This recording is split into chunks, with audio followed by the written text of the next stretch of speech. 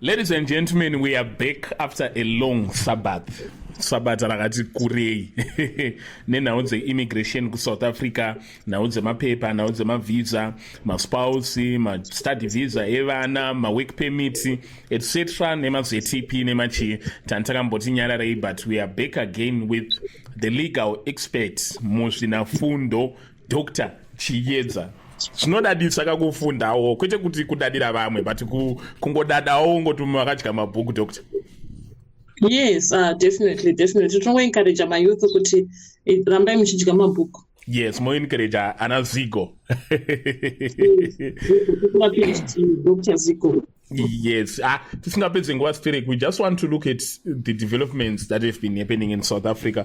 Congratulations on your peaceful election that you had that side. And you know, Zimbabweans, we have got a lot of interest munyaya idzi dzema-election because tenda kuona kuti ugaro hwedu zvinenge zvine direct correlation. Naona paka appointwa new minister from Dr. Motsoaledi. Now pane aripo vanhu vanga vachita majokes ere kana kuti chokwadi zvikanzi zero division what just to brief me kuti zvakamira sei. Yes, we are very, happy on our side because that Motsoaledi was not really, for foreigners, especially Zimbabweans, in Bangwari Mazet-EP and undocumented Zimbabweans, because we are the largest group of undocumented migrants in South Africa. So that's number one. But now we've got a new minister, and the minister is a different person. He's coming from a different political party. The DA is coming from a different racial group. Vanhu vacho vaitodzinga vari kutoshandira vamwe vanhu vakatongofanana neminister in terms of racial groups. Saka tine hope yekuti zvoni, just the countenance towards foreigners ichachinja. He's got a PhD in political science. We also understand that munhu, are well-versed in relationship politics and who would want to rebuild the image of the South African Home Affairs. So we are hopeful that things are going to change, and we are already starting to see my changes actually anyway. Yeah, we are hopeful kuti see populist because nanichona minister Motsoaledi anenge anganyanya kuda kuita zvinhu zvekuti vangonzi good ne the general public, but zvisiri good and also zvisiri ethical. Yes, ipapo chokwadi Ziko, especially nyaya yekuti mama minister anti vangu vari medical doctor Motsoaledi. Sometimes zvinhu zvacho understanding chaiyo yepolitics inodiwa in terms of the political dimension. Like this new minister, we are hopeful, he's got a PhD in political science. Akatomboshanda in different countries. He's traveled to countries akawanda, African countries. He's been through many things that have to do with politics. So we are hopeful because my qualifications I cannot buy a lot of hope. Wonderful. That move on to my issues that affect vanhu directly. Ndatangene pama V-list up. Zvakamira sei? Ma V-list ari kubviswa ere neDepartment of Home Affairs. Ma V-list ari kubviswa neDepartment of Home Affairs. Zvinodependa nokuti zvawanyora ndezvipi and whether you have managed to convince them. Having a V-list, especially prohibition, vanhu vanofanira kuti kana wakadeportwa maybe nenyaya yekuti asylum yako yakanzi yakarejectwa ukanzi wanga wakaita fraudulent claim, watova nemhosva yefraud ipapo because wanga uri kunzi iwewe wakangotora nhema, then saka itori mhosva hombe kana kuti wakabatwa usina mapepa ukadeportwa kuti wakambopinda mujere kana kuti wakambosungwa nenhau chero zvingava zvedomestic kana kuti zvimwe zvaunenge wakasungirwa kana kuti wakangodeportwa kana unenge une V-list. It's a very, very serious crime.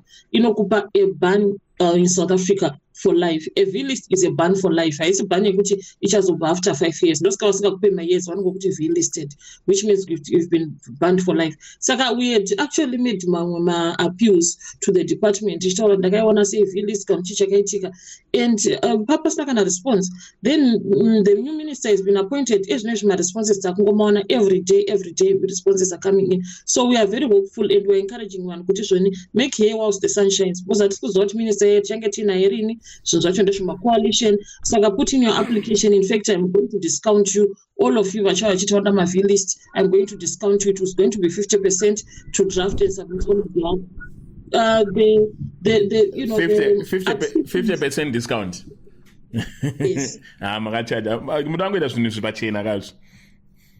Yes, tongosvita pachena because ngatingoisai ma-application avasati vabva, then toona kuti zvinoita sei. Ndinoti unobvumidzwa nokuti handisini ndinoita chi, ndinoita acceptance. Ini changu chete kungokubatsira kudraft. Saka what is important ndezvekuti zvoni at least you submit. Wonderful. And then vanhu vari kudata maaslam hobho vari kundita maaslam ivo vachida kushaya kuita get around nyaya dzemavlist nemachi. Is it a wise decision? I don't think so. Why? Because ukaita asylum kana kuti asylum, then wobva wanigirikina wobva yobva yarambwa ichinzi fraud, which is going to happen for everyone ari kubva kuZimbabwe, because hakuna hondo. There is really nothing that is justifying that asylum. Saka ukanzi wapta fraudulent claim, watobatwa nefraud, wangofanana nemunhu abawo mamiliyoni kana kuti vaya vamwe vari mumajeri. Saka unobva watodepotwa. It's a grave crime. List. Once you've been deported, kana kuti watoita nigirika watopuwa notice of deportation pawanongochinzi fraudulent claim paya, zvatokushatira. The next thing is watowapa V-list. The next thing, you will never get a visa again until you apply for the upliftment of the V-list. But to uplift your V-list depends on the minister. We assist you as lawyers, yes, but it's same anoenda kucourt. It's either court ichakuti guilty or not guilty, depending on the submissions anenge aripo. Saka don't ever get yourself in the situation to begin with. Alright, saka vanhu hobva vari kuapply maaslam vasina ma-worth cause, vasina because vazhinji vanhu vari eligible for an asylum kazhinji kacho ma-exceptional cases. Saka iwewe kana ungoriwo dunga munhu ukaapply asylum usina worth cause watongofanana nemunhu ari kunyeba under oath. Yes, definitely. It's a case of fraud. Wangofanana munhu aba mari kana kuti munhu anyepera kuti anything ari kunyeba under oath like you are saying. My advice is try ma-waivers. In ma-waivers also, I don't really favor them because most of the time, you know very well that you can apply a waiver of a general work visa. Usina mboshanda mu South Africa, uri low skilled, ichauya iri negative outcome. But kana uri under pressure, kuti I need to submit something, then don't go the asylum route. Just come tongo draft some waiver, wono submit. To submit is 1.550, and then also my waiver cost 2.5. So it's quite a lot of money to pay in total. But kana the option is better than asylum by far, because my consequences actually a waiver is just a rejection. It just we are from the VFS, of which unokwasa kungombonyengedzera murungu wako ne receipt. And also, you never know. Maybe if you never really know. But I don't really encourage it because my prospects of success in my waiver, I don't think there are many. Although I'm not the one who makes the decision. So at the end of the day, it will be up to you. Isusu vamwewo takaita vana vedu vari muSouth Africa takavaberekera imomo and va over 18 pane plan iripo, plan yakatotaurwa kudhara. Remember kakoti yakataura kuti idzodzo nguva idzodzo dzana mutsauredi yakataura kuti zvone kana mwana akaclarify kuti mwana akakurira muSouth Africa 18 years, whether baba namai vangu vasina mapepa kana kuti as long as akazvarwa imomo akakurira, pane evidence yekuti aenda kuchechi, matsamba anogona kunyorwa, maschool receipts aripo, mareports aripo, mapicture aripo, anokwanisa kuwana citizenship. Mwana iyi citizenship haiwanikwe through VFS. Unotoenda kuregional office iri padhuze newe wotaura kuti ndoda kuisa application yangu yemwana wangu akakurira 18 ye-citizenship. Vanokudza kana pane mafomu ada kufiliwa, but isusu zvatinoita manje handiti unofanira kutaura mareasons e-citizenship. Isusu ndisinozokubatsira nedocument affidavit iroro rauchazonosubmita together with application process yacho iripo. Saka it's good to understand the role of a lawyer in this process. The lawyer has to guide, inform, and guide you to have a solid claim and to also give you information which end up and up. The lawyer doesn't make a decision. The lawyer cannot compel them. Chorai mapepa kana zvaramba kuti ino nearest regional office vari kuramba kumatora, enda again nemapepa ako another nearest regional office. And also isusu tinokwanisa kumasenda online kune mama email tichingotaura kuti zvoni we are submitting our citizenship kuma email ema-citizenship office ku-Department of Home Affairs iwayo. It's good to also make your house the sunshine, because minister aripo ava ngativashandisei nesimba and ngativashandisei kubva izvozvi, nokuti hatizivi kuti coalition yacho inenge iripo kusvika rini. Saka zvati ma-ZTP tinogona kubatikira kuma-permanent rates uku kana kuti tinongodreama chete? No, it's not a dream anymore, because the DA has never shown any fundamental interest in kusavako kana kuvapo kwema-foreigners. Vanhu vanoshanda muno, even vanoshanda kunana Cape Town, vanoshandira vanhu vari mu-demographic group revanhu vari ku-DA in terms of race. Saka it's not a dream anymore, but we need to actually do things quicker. Why? Because chimbofungai kuti ukazopinda uya weCape Town uya wekuPA anoti avahambe akazozikwata mishako onzi ndiye minister chichi chaitika. Saka tisati tasvika ikoko ngati vanoda kuita ma-follow up even vakaaplya vaya try to follow up. Don't go follow up because is a new broom. He wants to sweep clean, and the next thing he wants to show you is to show that I'm competent.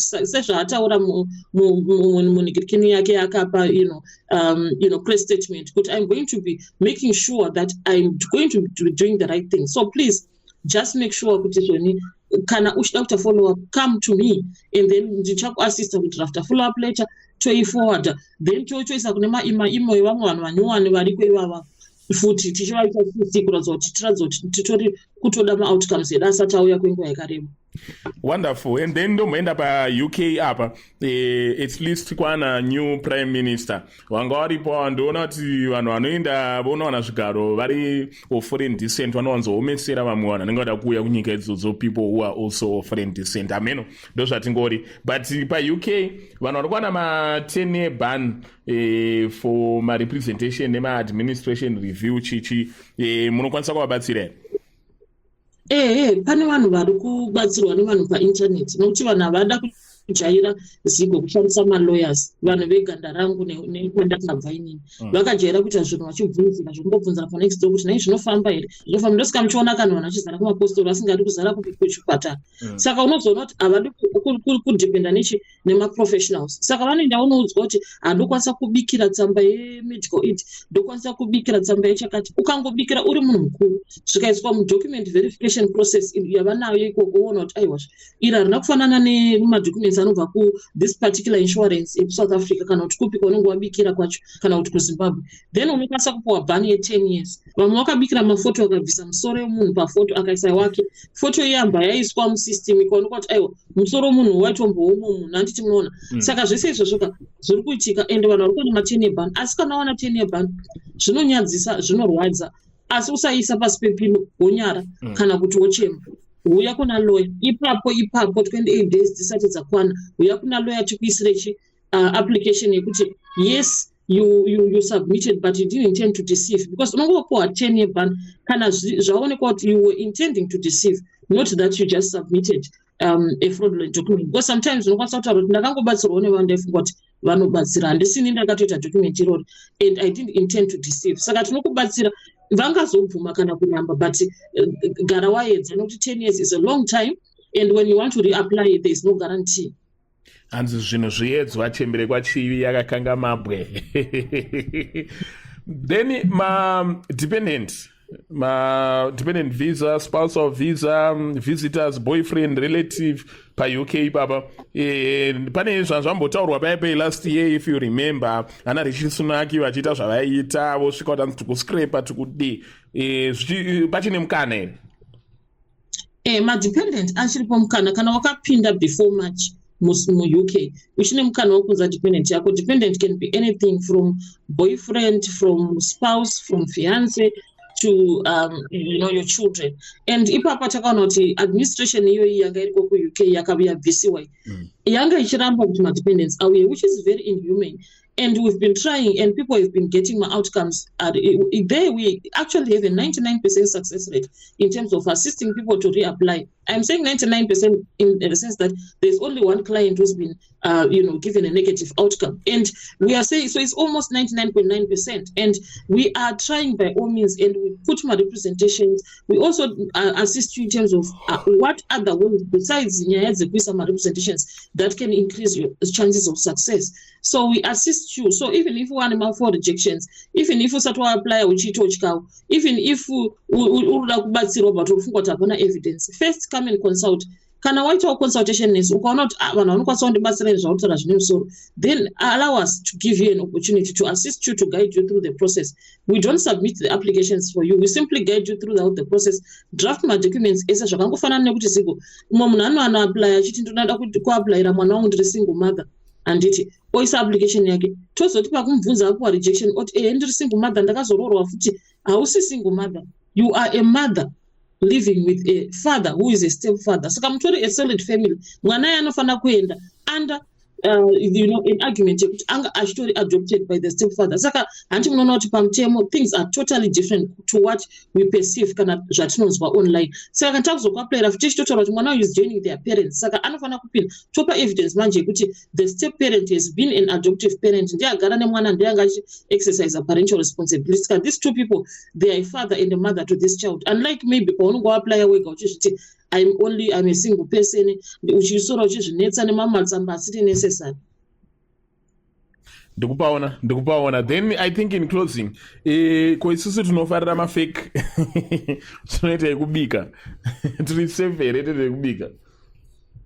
Hamusi safe kuUK zvachose. Zivai kuti hamusi safe pakubikira zvinhu. Vari safe vana ukasubmita zvako zvinhu zvako zvemwana wako uchiti ndakamisa medical aid, ndakamisa uchisubmita zviri fake. Mwana ndiye anenge achinoapply, saka hapiwi ban, but unokwanisa kuramba uchikupa rejection nemwana. Ushe kuti vamwe vari kungowana mavisa kweini sei ndisiri kuwana mwana wangu haasi kupinda. Zvinhu zvauri kusubmita zviri fake havasi kuzvitaura but vari kuzviona dzimwe nguva. Ndo zvinokonzeresa futi rejection akawanda wanda.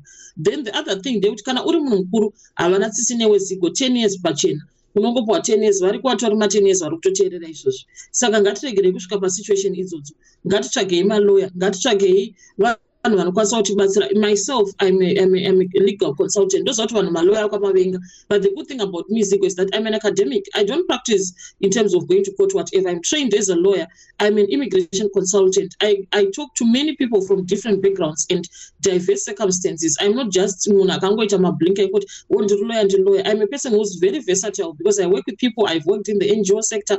I've worked in academia. I work everywhere. I mean, I've been a writer myself as a person. So because of that, I'm able to be versatile and to also take into account your story into your representations so that I give you the best possible situation, to win the case. So that is the advantage that I bring, Zigo. Okay, koma numbers manje vanoda kubata numbers ari scroll pa screen aya izvezvi ndoda kuti mungowaita reaffirm. Yes, definitely. Kana uchibva outside the country unotanga na 0027. But number yedu inoto 064 556 3895 064 556 3895. Saka ndo number yedu iyoyo. Zigo, because of my modalities atinoita a business, we expect people to send WhatsApp messages and also to communicate with people via WhatsApp calls rather than direct calls. Saka izvozvo ndo zvatinonyanya kuda.